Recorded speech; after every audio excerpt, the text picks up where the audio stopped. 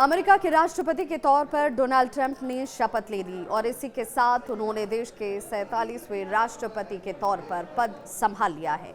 पद संभालने के साथ ही ट्रंप ने कई बड़े और अहम फैसले ले लिए, जिन फैसलों की खूब चर्चाएं भी हो रही हैं और इन चर्चाओं के बीच कई देशों की चिंता बढ़ गई है।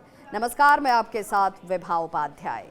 अमेरिका में जैसे ही ट्रंप युग की शुरुआत हुई, अमेरिका का स्वर्ण युग अभी से शुरू होता है। ट्रंप का ये बड़ा बयान आ गया।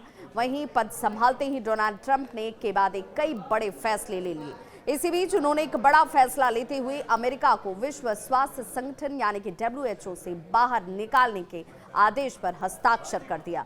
डोनाल्ड ट्रंप ने सोमवार को ये कहा कि संयुक्त राज्य अमेरिका विश्व स्वास्थ्य संगठन से बाहर निकल जाएगा। उन्होंने कहा कि वैश्विक स्वास्थ्य एजेंसी ने कोविड-19 महामारी और अन्य अंतर्राष्ट्रीय स्वास्थ्य संगठन जो भी संकट सामने थे उसे ठीक से संभाला नहीं, जो उसका दायित्व था उसे पूरा नहीं किया।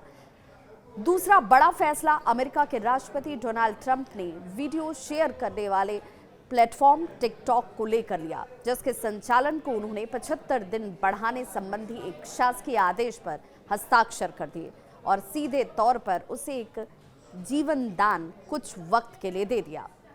उन्होंने कहा कि टिकटॉक के 17 करोड़ उपयोगकर्ता हैं। अप्रैल 2024 में जो बाइडेन ने जिस फैसले पर साइन किया था, यानी कि जिस टिकटॉक को बैन किया था, उसके मुताबिक टिकटॉक की जो मूल कंपनी थी उसे लेकर उन्होंने कहा कि इससे इस मूल कंपनी वाइट डांस को ऐप से अलग होने या फिर अमेरिकी ऐप स्टोर से बैन कर सामना जो इसका वो करेंगे तो 270 दिन का समय उन्हें दिया जाता है।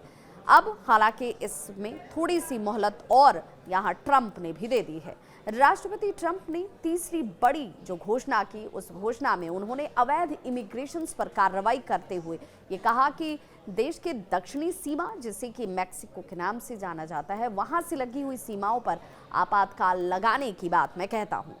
ट्रंप प्रशासन ने सीधे तौर पर यह कहा कि CBP-1 नाम से बॉर्डर ऐप के इस्तेमाल को भी खत्म कर दिया जाए, जिससे लगभग 1 मिलियन यानी कि 10 लाख लोगों को काम करने की पात्रता के साथ कानूनी रूप से अमेरिका में एंट्री की मंजूरी मिली है।